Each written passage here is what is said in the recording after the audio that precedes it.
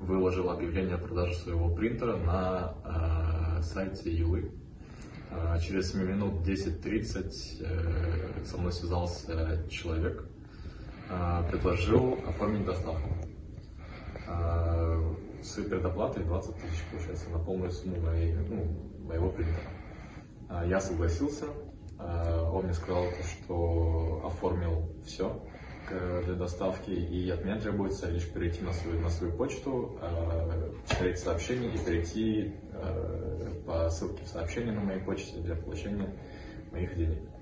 Я зашел на почту, перешел по сообщению от Юлы, перешел, я так понял, на этот фейковый сайт Юлы.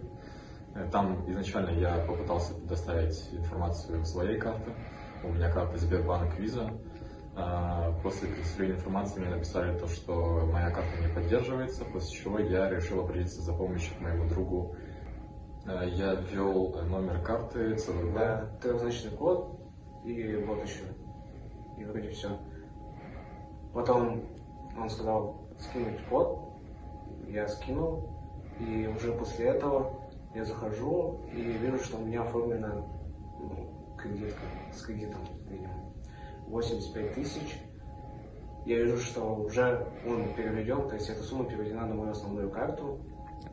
То есть я пытался заблокировать, но я не смог. И уже в это время списали некоторую часть в размере 49 995.